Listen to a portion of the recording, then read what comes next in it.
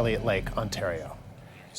And we want to take you live now to Elliot Lake, Ontario, where officials are updating the public on the recovery efforts for 30 missing people who may or may not be under that collapsed mall. Let's listen in. We had to break some very hard news to this crowd and to the members of our community that, in fact, our rescue efforts had been hampered by the fact that the structure had been deemed unsafe to permit human beings from participating in the recovery of and rescue of the victims within the rubble of the collapsed mall. We also made a pledge to this community that we would do our best to expedite the process. We knew that a full stop was not the answer. It's not the answer we wanted. It's not the answer that the community wanted. And we had to use all our resources in order to make sure that we were able to get into that site and bring closure to this event that has sent shockwaves through our community. Having said that, this team that's sitting at the table in front of you worked diligently from the time we left this press conference to ensure that we did do everything within our capabilities to expedite the process. And by the time we met again and had some more news for this community, which was more positive than it was early in the afternoon, we had been advised that the go-ahead had been given to devise a plan to continue the operations at the Algo Centre Mall. At this point in time, I would like to again introduce our Mayor, Rick Hamilton, and he has a message to deliver to you. Thank you, Mr. Gibertoli. Welcome this afternoon.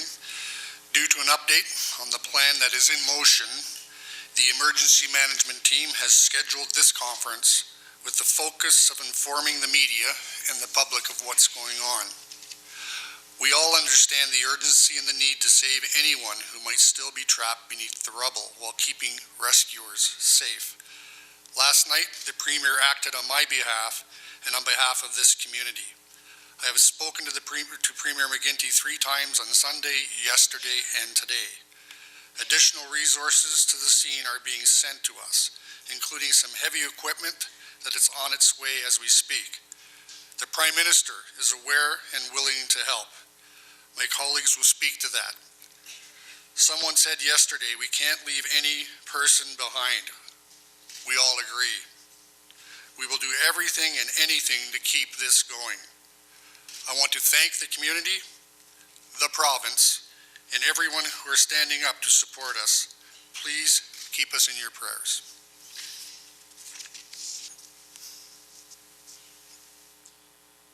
Thank you, Your Worship. Thank you, Your Worship. Bill, could you please provide us with an update on the new plan?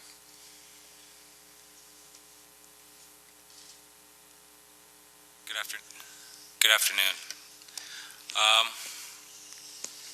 As was indicated, when we were stood down from yesterday, when we were not allowed to enter the building, as was said, we had not given up our efforts to come up with a plan to move forward. As I tried to indicate yesterday, our authority did end when the building was deemed unsafe by the ministry and other structural engineers. But when the commitment by the Mayor was given to you, that was also something wasn't able to give to you, but I was on the same page with the Mayor. And then with the enhanced authority given to me by Mr. Hefke through the province of Ontario to then set the next plan in motion, and I think you're going to see some very serious machinery roll into town in the next couple of hours to assist us to further advance our operation to move into that building as safely as we can. How we plan to do that? I'm going to try and show you as simply as I can, because I'll tell you it had to be shown me simply because I'm not a heavy equipment expert. We've enlisted the services of Priestley, who are a major construction firm in the Greater Toronto area, to bring a brand new multi-million-dollar piece of equipment that they've acquired for their ongoing function within the construction world. The best way I can describe this to you is that as we're all used to seeing booms go north and south, up and down, up and this way, this one is the newest model. It's an articulating arm that can sort of like do what your arm does. They can put it out, they can turn it down, flip your wrist, and it's got a 150-foot reach. So I'm anticipating the plan, the information that I've been given to make this go forward is that this arm, once we get this machine set up in front of the building, the arm will be able to reach up over top of the structure and plop itself down right on the floor. It seems like that's transformer kind of stuff, but that's what they're assuring me it can do. What our intention from there is, because of the proximity of the victims to that escalator, and I'll speak to that in a minute as well, we will do a controlled dismantling of that escalator. We will push it with this machine backwards, which should cause it to fall.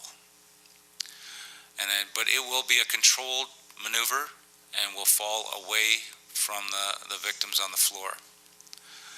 Once that settles, and then we see how things do move on that maneuver, we'll take a step back to have the engineers reassess. Then we will start to move in from the front of the building to start shearing off the south corner there. We'll start to shear the front doors. The entire pathway will be cleared by this heavy equipment. Very gingerly, as these guys are professionals, they know exactly how to do what they do as quickly as it can be done. Once that avenue is cut through the building, the victims are approximately 35-40 feet from that door. We'll then continue to clean a pathway with these pieces of equipment that again, based on a very clear pathway and approval from the Ministry of Labor's structural engineer and others who are assisting him in advice. If that's deemed safe then for our people to enter, we will then approach and deal with both the victims that are in there. And then when we get there, we will deal with them accordingly. And I think that plan is the main action plan, as I would call it, to start with. I will advise that when Mr. Priestley, who owns the company, it's a 4-generation family-owned business, and one of the Priestley sons are coming with this machine to operate it. When Mr. Priestley arrives, we have dealt with this company in the past. We find them to be one of the best ones there. We will send him, along with one member of my team who is an engineer and the structural engineer of the Ministry of Labor, to do a final assessment. The ministry has issued the order on the owner post us completing our task, and one of the things that they did go in this morning again to do a very quick assessment again with the structural engineers. That escalator is still moving, so it's destined to fail. We are going to help that in a controlled fashion, and I think that would be as clear and concise of a plan as I can lay out to you at this point. Thank you, Bill. Inspector Jollymore.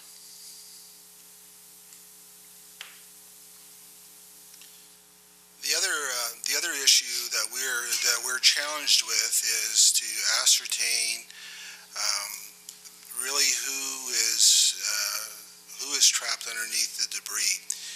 And as we continue, and as I said before, is that we have compiled a list of people calling in and people that we have investigatively linked to be in and around the mall at the time of the collapse.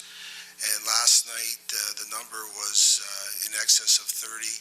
It now stands about 12. And the only thing I would caution is we're getting calls from basically all over Canada. We're really looking for people that they believe could be in the mall. And by all means, if they've exhausted that, they're more than welcome to call, and we'll track that down as best we can.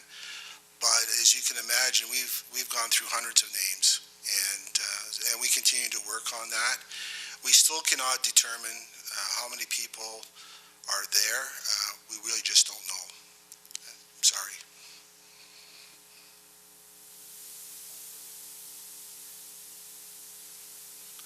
One further task that we will perform is once the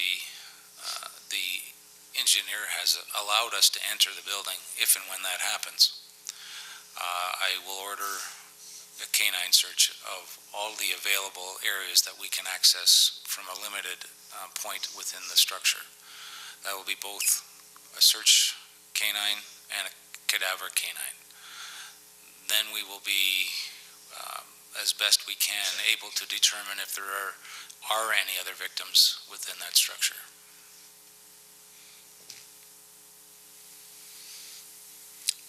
Thank you. At this point in time, I'd like to invite members of the press to please proceed to the microphones and ask any questions that you may have to the members of the panel. Good afternoon, Jennifer Palisock with Global News. Gentlemen, I'm wondering, why wasn't this done sooner?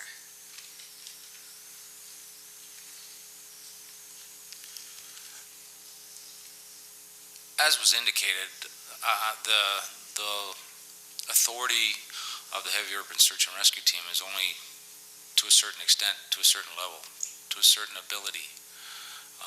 This is beyond our actual capabilities as a sanctioned federal and provincial asset. So when we reached our limitations, it was something we were thinking about, but I guess we were put into the mode quicker than we anticipated. We were doing well.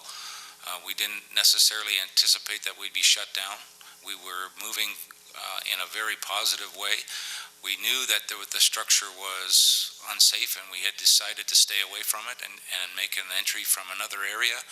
But once the structural engineer decided that it was unsafe, that the whole there was more to it than what we were aware of, then we were given the full stop. We were hoping that we didn't need to get to this. Our plans were that we would be able to reach the victims as the two that we knew of within our own capabilities. I'd also spoken with a number of people in the community and talking about how this has progressed, and a lot of concerns have come up about how rescuers have been doing their job. What can you say to the people who are wondering, had you done enough to this point? Has it been enough? I can only let everyone individually answer that question. I can tell you that the teams that have been assembled, both the Toronto Heavy Urban Search and Rescue Team and the OPP USERT team, the assets brought to bear by your community have done 120% of what they're capable of. Could we have brought in 300 more people? I don't think we would have made any headway with what we could have. We had one way in and one way to access the victims, which would only allow a certain amount of people to work in that restricted area. And quite sensibly, we had all we could put into that area, which I think we were satisfied. Keep in mind, if I'm not satisfied, I have all kinds of assets to go find. We've put the Manitoba team on standby through the province.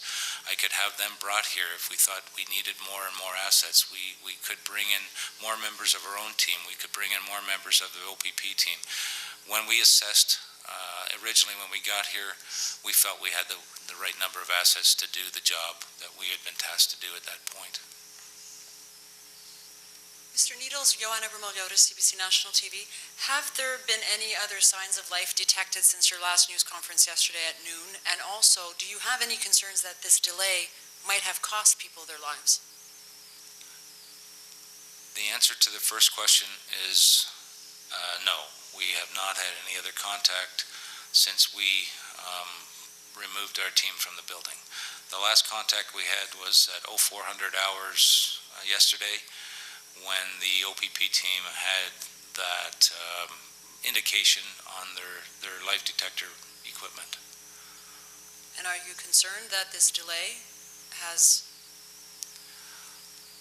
cost people? When I spoke to our team doctor on the prognosis, I could never say it can't have some impact, but our doctor has indicated to us that the remote chance that there is still someone that has survived based on the information that we supplied him, he was of the opinion that it probably was a very slim ability for that person to remain alive.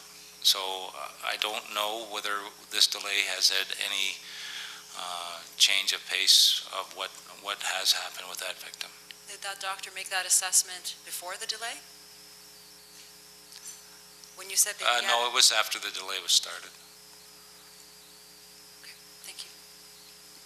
Mr. Needles, Ron Charles from CBC TV News.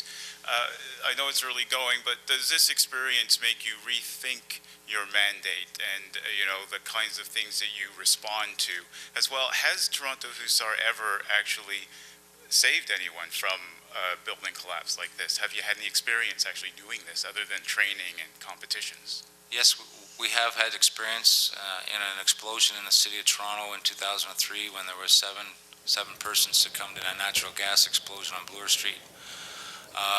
Are we as experienced as we'd like to be?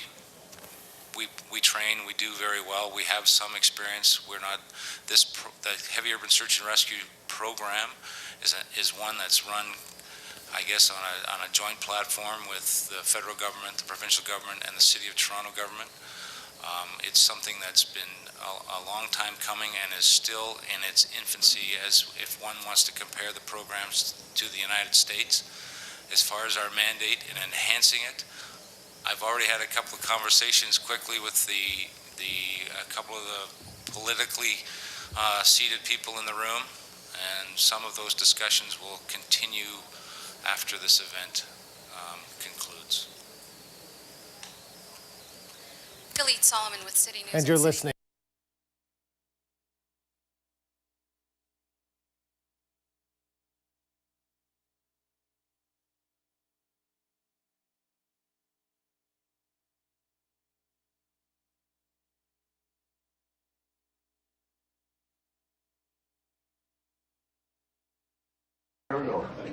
Morning, everybody. Thank you so much for joining me on relatively short notice. I'll begin with a brief statement, then I'll be delighted to take just a few questions because I've got to get on to something else. Just to bring you up to date in terms of our government's involvement in this, I learned yesterday of the decision made on the ground by the emergency team there to bring the rescue efforts to an end. So I asked for a telephone call that would be set up involving that on-the-ground rescue team together with Emergency Management Ontario and a few other folks to get a better understanding of the reasons behind that on-the-ground assessment. And they made it perfectly clear to me that it would be to place rescuers at grave risk of injury and possibly worse, to have them go into the building again in order to make efforts to rescue people who are trapped inside there. I then asked if there might be other options. And there is another option, and that option involves beginning to dismantle the building from the outside. Now, people need to understand there is real risk associated with this because of the collapsed building and the structural stresses. It is not unlike a house of cards, and it might be that if you pull away at this wall in an effort to get access to somebody who's trapped in there, it may cause other things to move and other things to tumble and crumble. But I thought it was important that we exercise every option, explore every possible avenue. And like the people up there and like you here, I'm sure if that was your mom or your daughter or your brother and somebody came to you and said, how far should we push? I think we'd all say we need to go as far as we possibly can to rescue these individuals. So I concluded that phone call. I then spoke with the local MPP, Mr. Matha, and asked him if he was supportive that we continue to take extraordinary measures now to see if we might rescue those people who are trapped, and secured his support for this. I then spoke with the mayor as well of Elliot Lake, and he was supportive of additional measures as well. I then phoned the Prime Minister and asked him if he would make all of his resources available, and he stands at the ready. They're more than willing to ensure that we have access to any military personnel, expertise, or equipment. Since that time, we have the emergency team on the ground has quickly drawn up a list of the equipment that would be needed to pursue this kind of an undertaking. So there's a big crane on the way. There are a couple of grapplers, I think they're called. There's some sophisticated robotics coming in from Sudbury that are normally deployed in mining disasters. That equipment is scheduled to arrive there in Elliot Lake early in the afternoon, and they have put together a plan in order to begin to attempt a rescue effort from the outside. I want to take the opportunity as well to commend those people who have been involved in the search on the ground.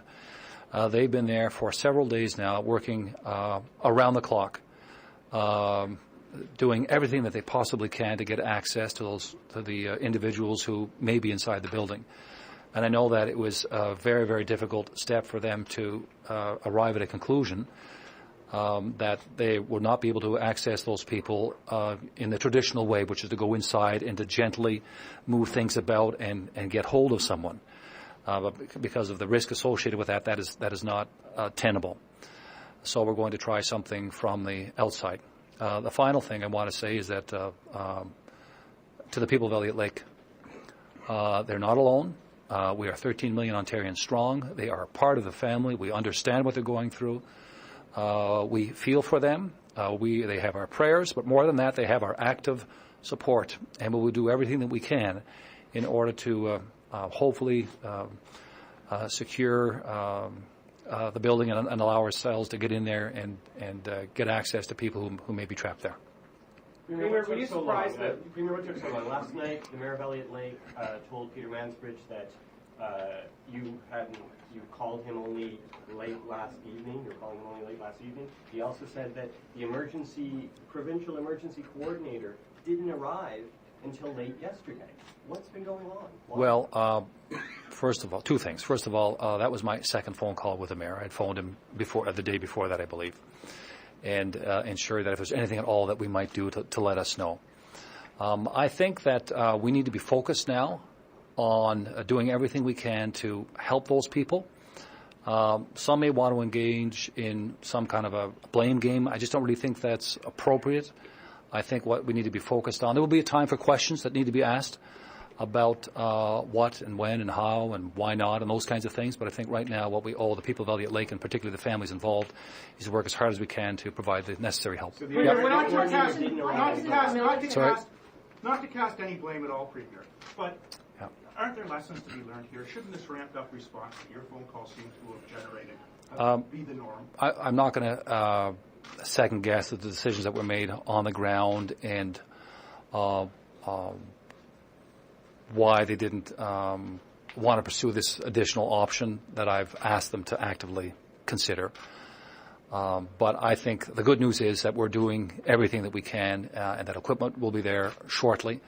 And hopefully we can begin to dismantle the building in a way that lets us get safe access to the folks in there. When the Prime Minister says the military is available, why wouldn't you immediately take advantage of their expertise and just feet on the ground? Right. We've got to rely on the emergency team. They know they know what resources they need, And if that involves somebody in the military, whether it's equipment or expertise, I'm sure that they're going to make that known to us, and I know the Prime Minister will be 100% cooperative in that regard. Premier, were you surprised that yesterday around noon we heard that there was the tapping sound that presumably there's a survivor, and then 6 hours later they were abandoning efforts, and it wasn't, as Randy pointed out, until you intervened personally that it seems to get this ramped up response. Are you surprised by that?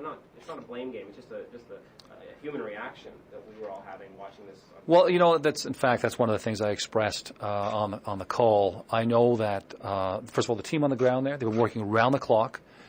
They are short of sleep. They are emotionally distraught, and you need to understand when you volunteer to participate as part of an emergency team, you never want to leave anybody behind, right? That's every cell in your body screams for you to keep going. All the scientific and technical data that they had received led them to conclude that it was simply unsafe to stay inside the building. So that's why it occurred to us on the call as we chatted together that there might be another option. I know that there's a real risk associated with that. What if we could begin to dismantle the building from the outside with these cranes and these grappling technology? So that's why we are where we are right now. Couple more. If all plans have risk, no matter how safe you think or how safe they think they are, and you've asked those rescuers to go back and try to find any survivors, are you prepared to live with the consequences of what you've asked them to do? Again, what we're talking about now, this particular approach involves using heavy equipment to begin to dismantle the building from the outside. There's always a risk associated with it. The people who work as part of our emergency teams are aware of that. They take on those risks. They want to help. That's why they're there on the ground.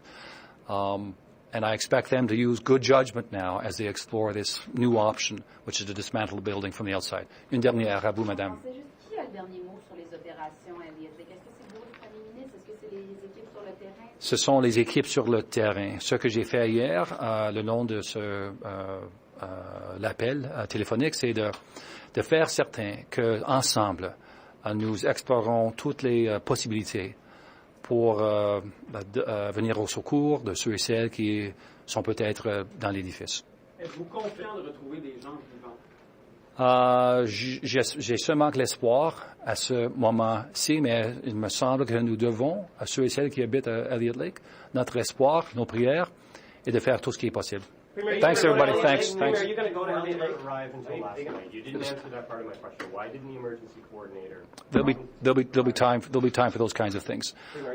If I thought that being on the ground in Elliot Lake would expedite the search and rescue, I would be there. I don't believe that is in fact the case, so I'm not going to be there at this point in time. Thanks, everybody. Appreciate it. Thank you.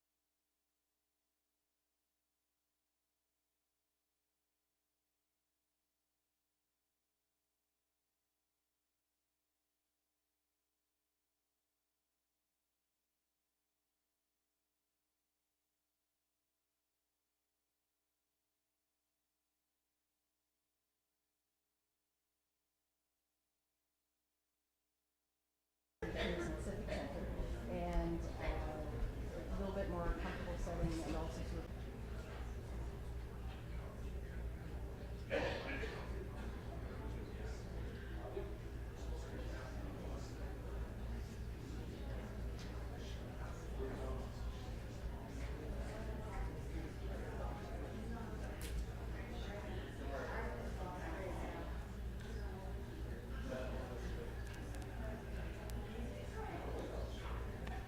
they're donating that through this entire process. People are coming in and offering their homes, rooms, if people need places to stay. It's really an incredible outpouring, and the more people that are offering that, the more we need somebody to help coordinate that.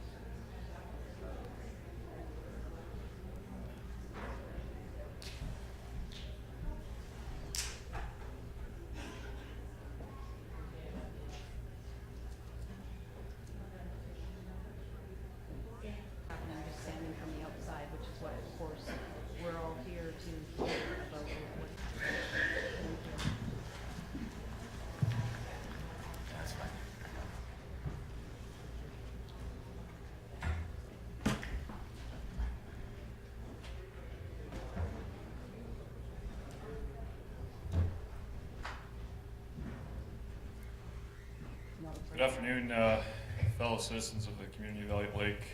Welcome you here this afternoon. Welcome to the press in the gallery, to rear the auditorium.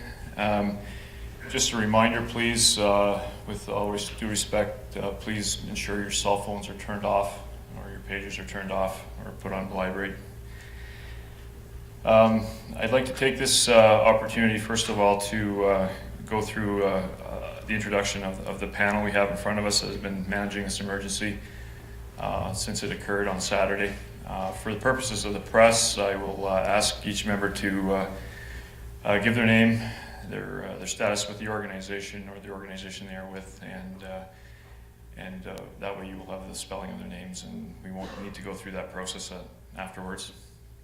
I'll start with myself. My name is Rob E000000005.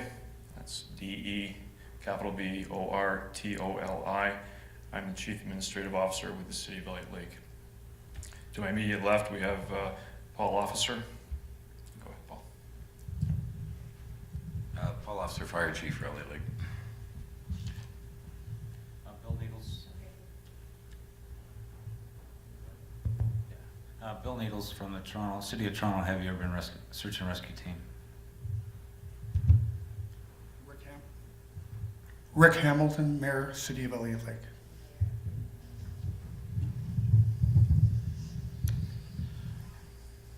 Inspector Percy Jollymore, I'm the Detachment Commander for East Algoma Detachment, and I'm also the Incident Commander for this event.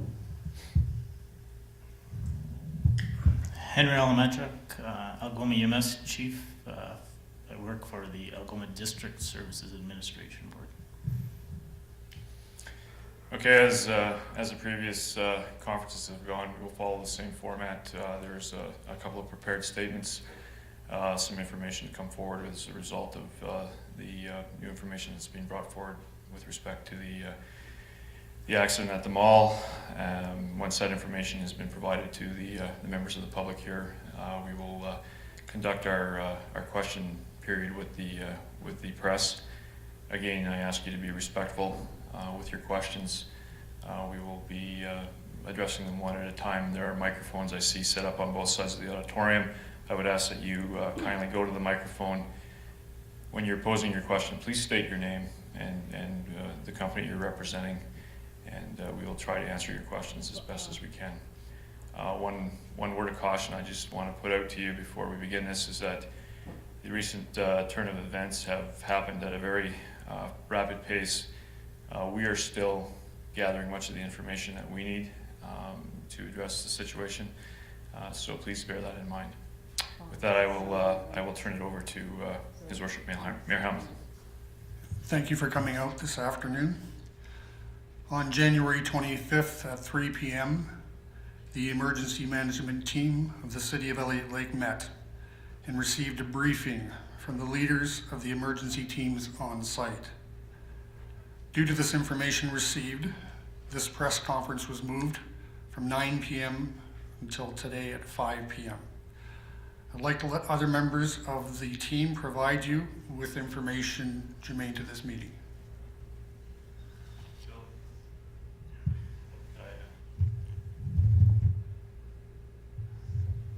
The City of Toronto Heavy Urban Search and Rescue Team was requested by the province to come up to Elliot Lake and assist the local community with the devastating event that happened on Saturday afternoon. We arrived on the scene Sunday morning and began to assist the local emergency services with what we do as our area of expertise, and that's heavy urban search and rescue. When we did our initial size-ups and assessments of the building with our own engineer, we determined that this was a very unsafe and very unstable premise, and that it was going to take severe amounts of preparation and professional skill to make this building accessible to the search teams to enter to provide the rescue that was required of the individuals that at that time were in the building. Over the last couple of days, the integrity of the building has deteriorated.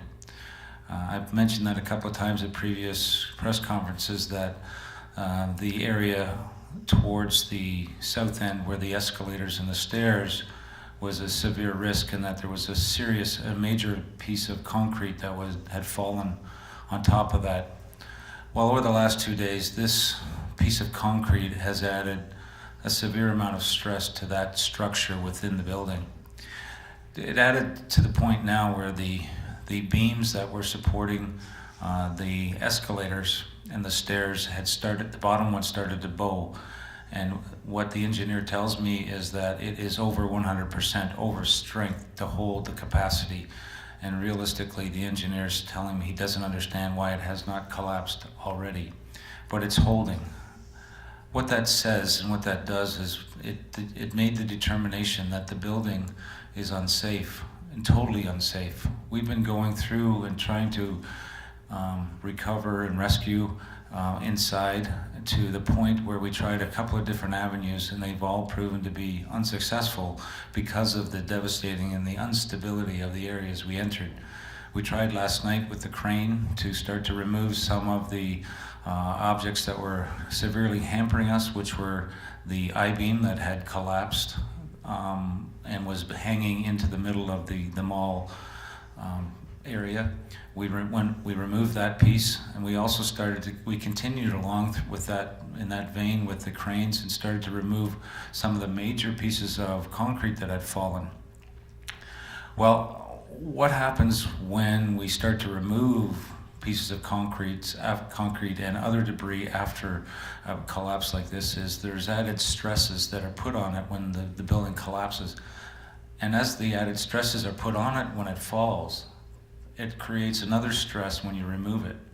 So what's gone on in that building now is where the actual staircase and escalator have started to separate from the building structure itself. We noticed it yesterday, there was a small separation. Again, this morning it was again noticed that there was more separation. So we put some equipment on to determine the size of the separation this morning, and by early this afternoon, we had determined that it separated another significant distance. Any separation from the main structure by an internal piece of operating like the stairs and the escalators is in the structural business very severe, and the engineers were devastated by that. So based on that, they did a good assessment of the entire building. Well, now we're working with our engineer and one from the Ministry of Labor. They determined that this structure should or would or could fall at any time without notice. So we were then notified that it was unsafe. Making that determination, I had to make the decision that it's not safe to put the workers back in there because this could be a devastating collapse. Not only would it be possible for this escalator and staircase to fall down, but they couldn't determine with any great understanding or knowledge what else might fall. So what the engineer believed would be when that escalator fall, the beams would come down and the entire interior of that structure may come down with it. We don't know, can't say it might bring the exterior down, but what might have been attached to that beam may have brought the interior structure down, putting the workers at risk. It was not a position, unfortunately, that I'm able to make, and therefore I had to remove the members of the team and the OPP from the structure. Having done that, that then turns the facility back to the local authorities, and that's when the Ministry of Labor becomes actively involved in the position. And the Ministry of Labor then will now put an order on the building for that the owner must now hire an engineering firm to come up with a plan that's approved by the ministry to have a destruction of that area, taking into consideration that there are still 2 bodies in that building. The demolition company that would be hired certainly would have to put into the plan on how they would deal with the integrity of a very respectful removal of the deceased that are within that building currently. They commonly do this, and they would be very professional at it and understand that it has to be done in a dignified way to preserve the integrity and the dignity of the family, for the families. So that decision being made, I will take you back to the 4 o'clock this morning where we put that piece of equipment in. The OPP put a piece of life detection to again assess that there may be some life with one of the victims. Well, I would have liked to have gone back to re-explore that and then maybe be able to do that. But unfortunately, to put that OPP officer in that crane in the bucket, drop him down within meters to where he has to do that examination, I then have to put a team of safety officers on the roof, which I just can't do. It's just not safe to put them there. The second possibility that I may have had was to insert a canine search dog to do a walkthrough again. Again, that has to be done with the search officers that go with it. Again, unable to do that because the building is just not safe to do that. So our team is certainly not happy. I'm not happy. Nobody's happy that we have to stop work. But that's unfortunately the way that we've had to end this situation. Now, I've turned from what my position is. I've turned the scene back over to the local authorities to now go forward.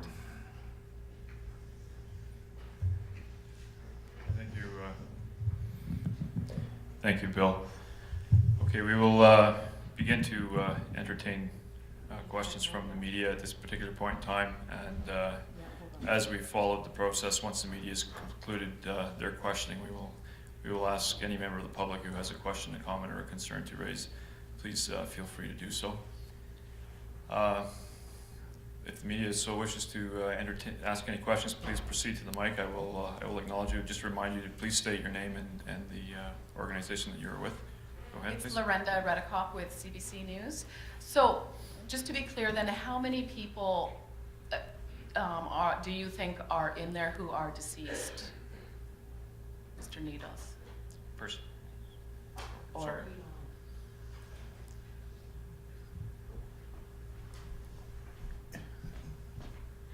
We have no recoveries. So once you understand that, and there's nothing, what we've released is that we suspect one casualty. Now, we had a list this morning, and you have to understand it's people calling in, so this list fluctuates. We had 39 on the list. We got rid of 34, but we're back up to 20.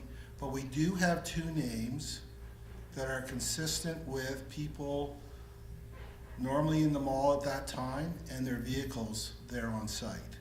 So we have those 2 names, and that's something that has been on, their names have never disappeared off the list. there are a number of vehicles on that rooftop parking lot. So how many of those vehicles have people who aren't accounted for? Just the 2. Just the 2. All the rest have been accounted for. Okay.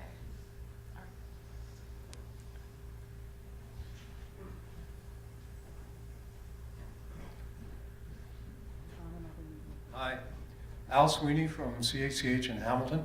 I just wanted to get it clear. The OPP found signs of life in the building this morning.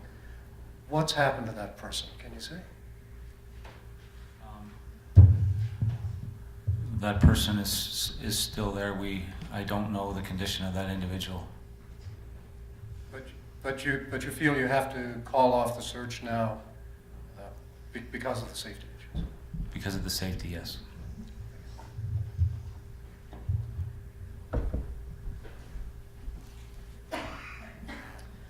I'm Corey Rowe from Moose FM.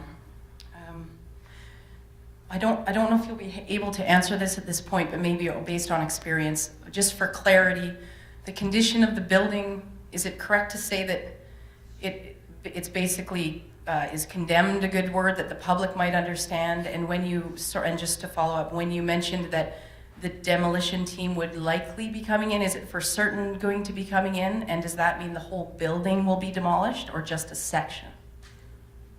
That I can give you an assessment. I don't know the answer how that will play out.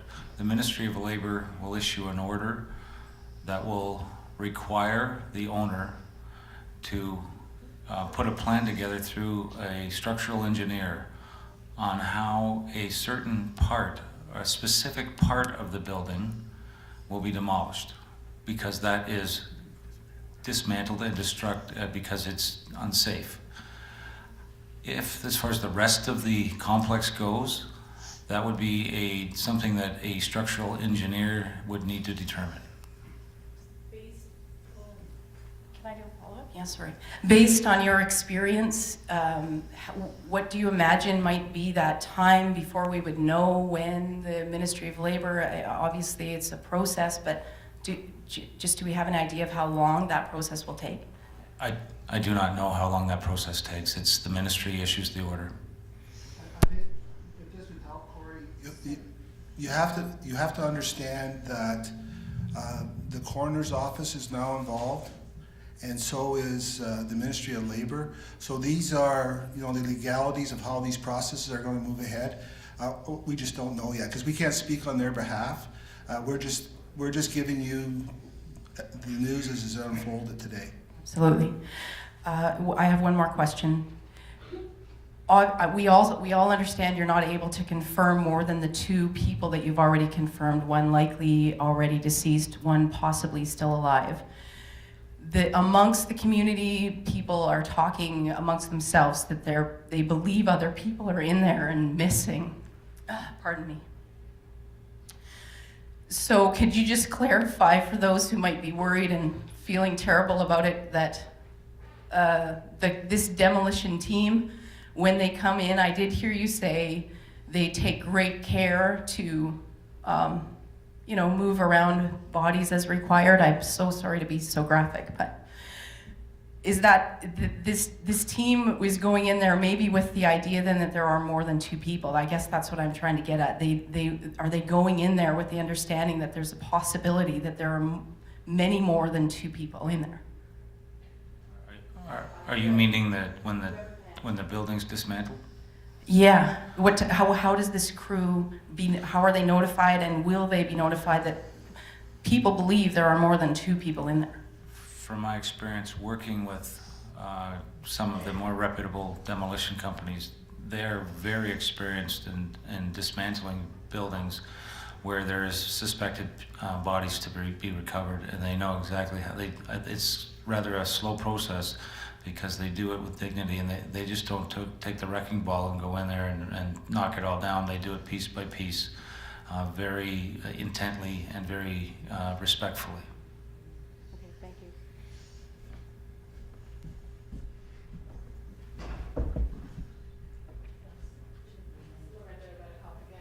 What was the process that you guys did? I imagine you spoke with family. Can you just describe what was done?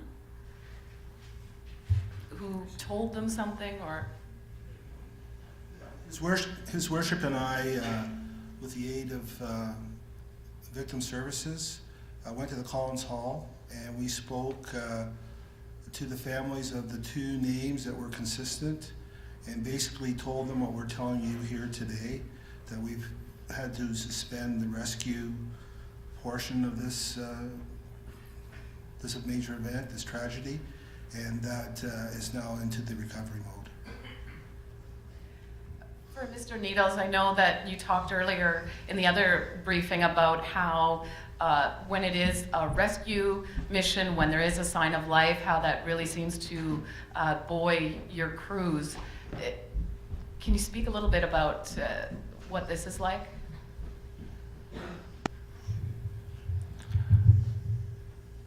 When I actually got the call, when I stepped out from the last press conference to take a phone call, that was the information I was given. When I returned back to the site, several of the members were visibly upset.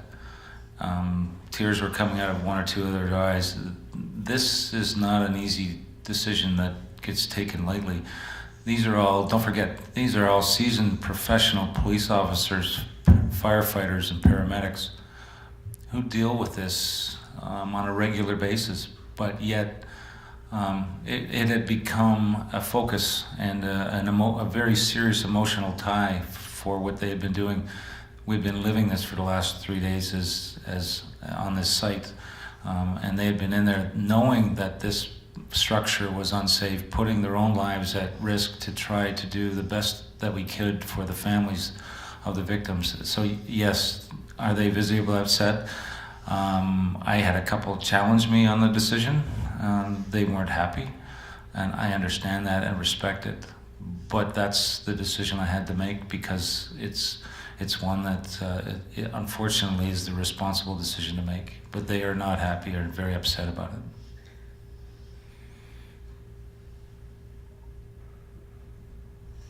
Thank you. Do we have any further questions from the media? Corey, go ahead. Just go up to the microphone, please.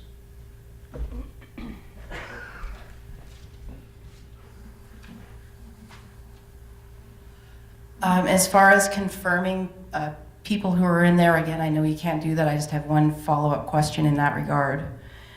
At the earlier press conference, you had mentioned your ability with the cadaver dogs, the canine dogs. They have an ability and are trained to sense dead bodies. Is that correct? Correct. Okay.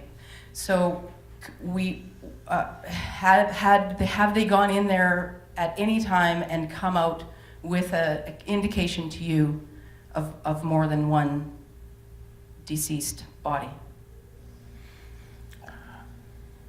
I can't say that they have, no. Yeah, okay, well, fair enough. Just for a point of learning, how do they indicate to you, how did the dogs tell you? How do you measure that? There's a sign that the dog handler respectfully teaches the dog when they're in training. They go through I think it's about 16 weeks of solid training before they're qualified, and they go through annual qualifications each year to ensure that they're still qualified. The handler identifies one of 2 or 3 different sequences or different identifiers. Either he sits, he barks, he scratches, does something of those things, where the dog handler who spends the entire time with them quickly identifies and knows what the dog's telling him or her. And that's how they train them. And that's how that team works together. I guess I should have asked ahead of time, did you ever send them in on that specific search? Yes, they were in there. Okay. The OPP have the cadaver dog. Thank you.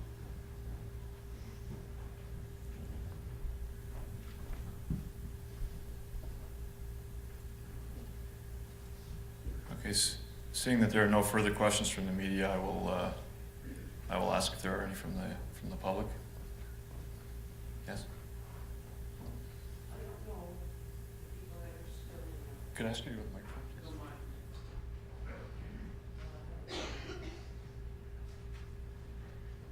My name is Carol Finch, and I don't know the people that are still in there, but I want to know, how are we going to deal with the one that may still be alive? What are we going to do? We can't just let them die. We need some sort of, and I understand, yes, that the building is compromised and we can't afford to lose anybody else, but no one has spoken to the one that may still be alive.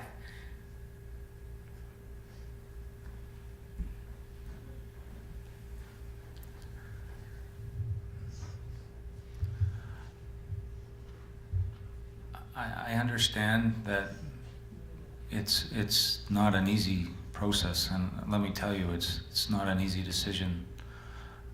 I don't have the wherewithal to go any further on the rescue mission.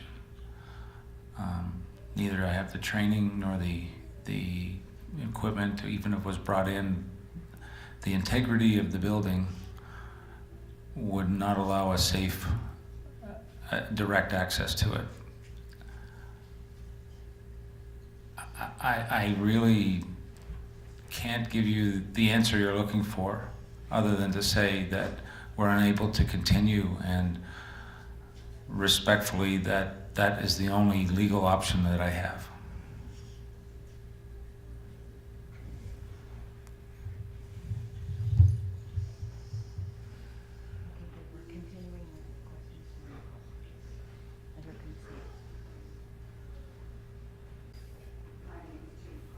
I've been in this community for a long time, back and forth.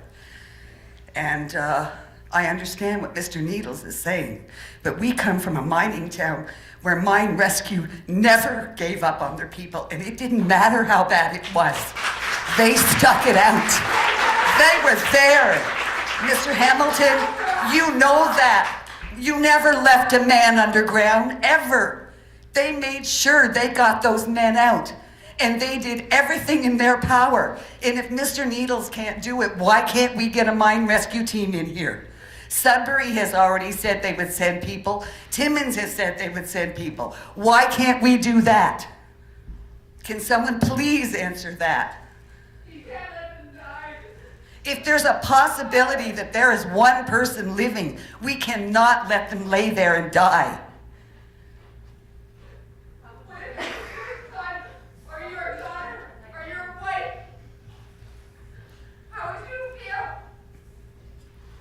Mr. Hamilton, is there any possibility of getting a mine rescue team in here to help out?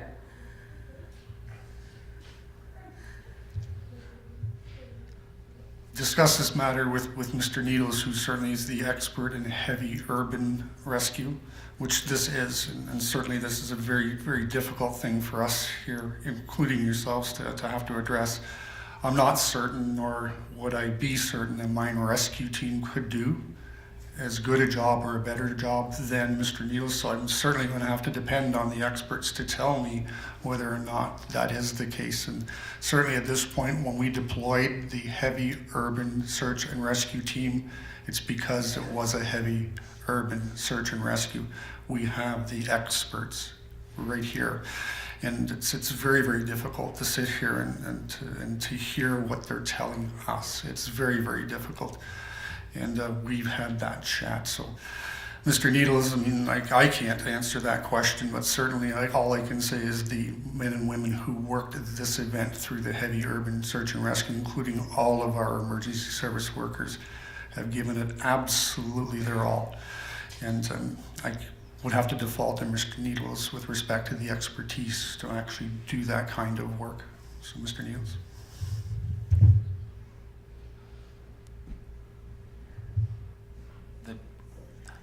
Our team would not be able to continue this. Could I categorically say that a mining team could? I have no idea their level of expertise, their level of training. Would it be a legal maneuver to do? There's liabilities that need to be understood. There's legal issues.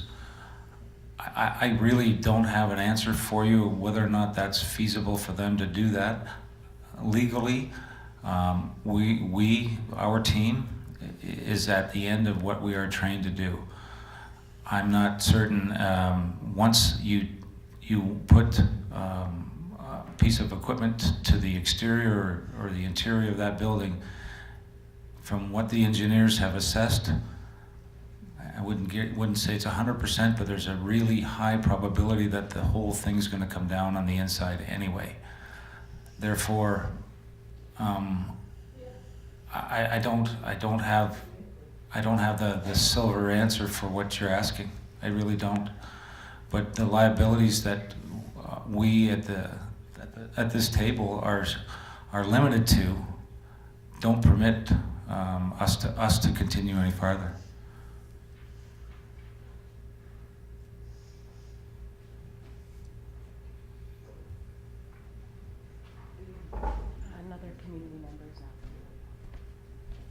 My name is Vince. This is just a follow-up to that. Will the city, I understand that legally you can't continue, but will the city look into every possible, like, will they look into a mine rescue or every possible thing, or are we just moving to a demolition?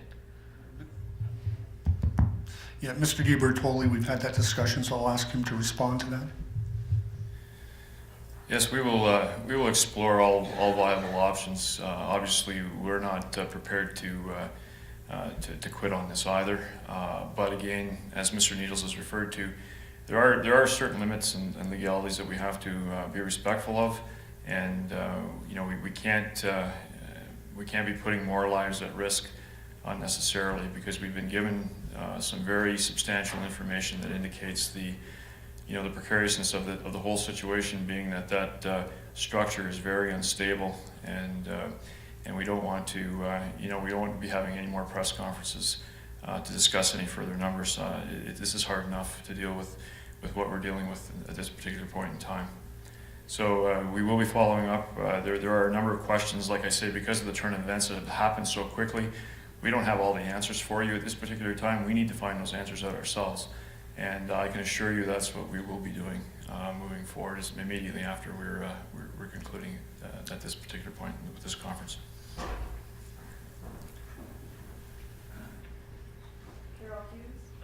Carol Hughes, Member of Parliament. I know how difficult this has been on all of you, and want to just say that we appreciate everybody who has assisted so far, and we know that it's not over, that we still have a lot of work to do. It's a very difficult time for the community. I have lived here for 27 years, just 26 years, prior to becoming a member of Parliament, and know that this has been the heart of the community. It was the gathering place for many, and it's very difficult to accept the fact that this decision has been made, but we know that we can't risk anybody else either. And I know that I certainly am not the one that would want to be in your shoes and having to have made that decision. So I guess I'm a little bit speechless, and know that our thoughts and our prayers are with the families and the colleagues and the community that has all been impacted by this. I've been getting emails from all across the riding and across Canada. Thomas Mulcair certainly has been attempting to reach the mayor, but understands how difficult it's been.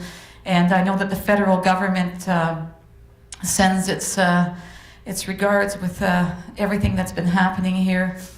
I guess that all I can say is, God bless us all, and we're just going to have to support each other through all of this. There's still much work to do, and we still need to support each other. So thank you.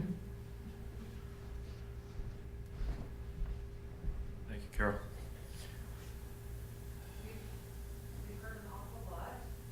About the mall being, the property is private property. Now, do we have to wait for Bob to step in? Or are you guys going to be able to force their hands to make sure something's done? Because this is why it all happened. Because we waited so long for him to do something. Now, can you assure us that you're going to force his hand, that it's going to be done properly? We can't wait for Bob. We need your assurance for the whole community that you're going to force his hand to do something. Immediately upon leaving this meeting, the emergency control group will be meeting. We will make every effort to ensure this is done as quickly as possible. We've had a very brief discussion about it, and as Mr. DiBartoli alluded to, we will use every measure we have to ensure that happens very quickly. That I can assure you. Your community will appreciate it. We will do that. That will be our first order of business leaving this meeting today.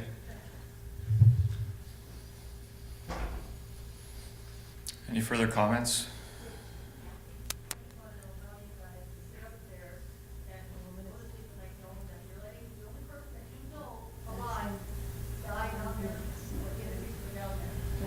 I know, I stood at my restaurant and I watched these people perish. I heard people yelling and screaming for help. It's the most terrible thing in the world. I have not slept since this happened. So you can tell me, please, how do I sleep at night? Knowing that now we know that the only person out there is going to die because we can't get in. I understand and I know it's okay. And I really understand that, but tell me, how can anybody sleep at night knowing that the only person out there is going to die because we can't choose each other? It's just not fair. It's not fair.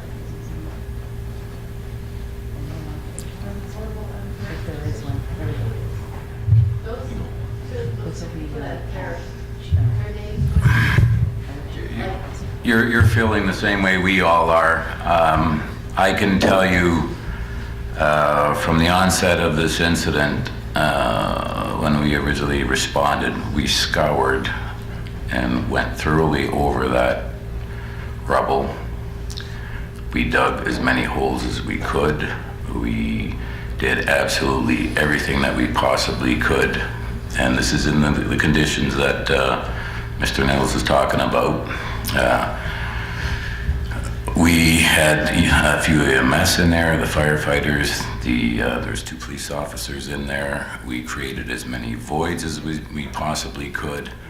We went through and did everything we possibly could, to the point that we ran into trouble. HUSAR was already activated, the group was already activated. We continued, it got to the point, as he is saying, so we pulled our men back. We continued to have 1 firefighter in there. We had a camera, that individual going through with the camera to continue to probe holes and to try and move this thing forward. When this news developed and came through, we searched every option that we possibly could to keep this moving forward in a positive method, and we're going to continue to move forward as soon as this meeting's finished. But when you have some of the best in the world telling you that we cannot go any further, they've exhausted all of them. Mr. Zario or whatever the hell, they have him here removing that shit. He's the one. He's not there in the streets of help me. That cow who is in the back room being protected by all you guys. I know I've seen him. Can you guys honestly say that there's only 2 people? Because there's only 2 people there, that doesn't necessarily mean there's only 2 people there. There's bus services. I worked at a restaurant that watched that kiosk, came in, and I know there's a hell of a lot more than what. That's all we have. We have nothing.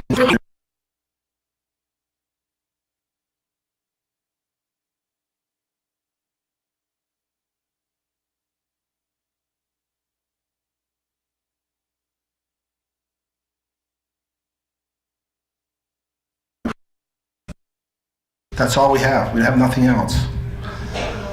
We don't know. We don't know. They're not confirmed. I'm telling you, there's 2 names that are consistent. We can't confirm anything.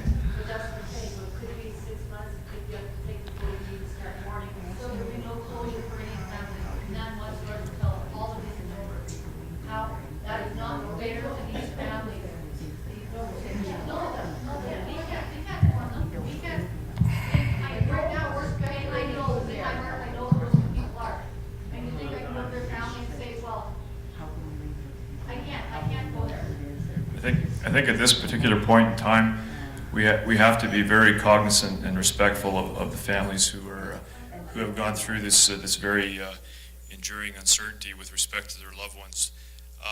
The best thing we can do for these people right now is to support them. We need to be there for them.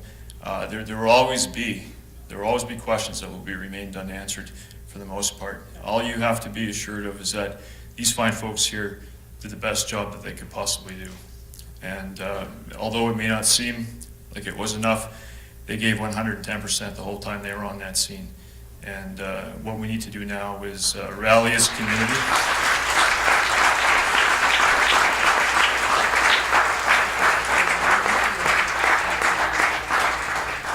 We need to rally as a community, and we need to support these people that are so in need of our help at this particular point in time. So I'd like to conclude this by just offering my thoughts and my prayers to the families who have to endure this uncertainty over the last few days that we've had to deal with this tragic event. And let me reassure you that when we have more information to provide to you with respect to what the next steps are in this operation, we will be as forthright and upfront with you as we've been through this entire process with you. And you have my word on that. So thank you. Like I said earlier, ma'am, there are a number of questions because of the degree of uncertainty and the way this thing transpired so quickly from 12 noon today. There are a lot of questions that we have to ask because we don't have all the answers that we need either. And when we start to ask those questions, we'll be better able to define a timeline that we're looking for. But trust me, we are trying to do this most expeditiously as possible, because we certainly feel the pain that the families are going through at this particular point in time.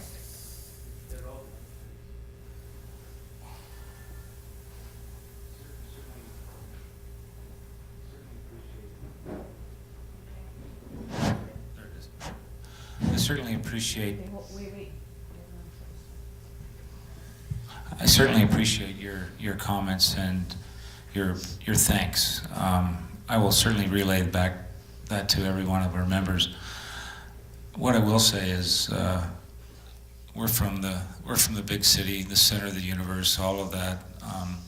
Coming here to your town to observe what the community that you have has banded together and put forth to receive us, to assist you. I will tell you, you should be very proud and honored of your fire service, your ambulance service, and your police service in your community. They have done a stellar job to support us, to work with us, to do anything that they could do to help you. And I just met your mayor for the first time. Real stand-up man. He's here for you. Mr. Di Bartoli is the same. We got to see in a few small days what a small town can really do. And it's something I will take back to the big city and cherish. And I just wanted you to know that you should be proud of how you've banded together and supported each other, and I expect that will be something you will do going forward to make this come to fruition at the end. And I thank you.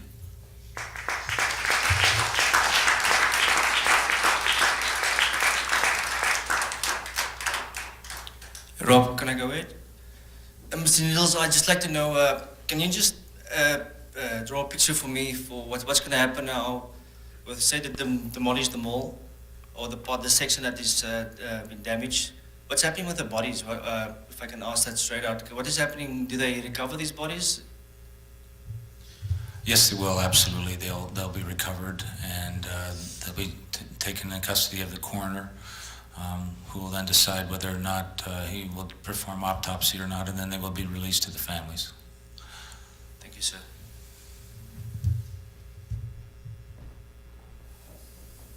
Okay, thank you, folks. We're going to reconvene. We've got a lot of other issues to deal with. Thank you for your time. Thank you for your comments. I remind you, go out there, please support those folks that need your help right now. And we'll be in touch with more information.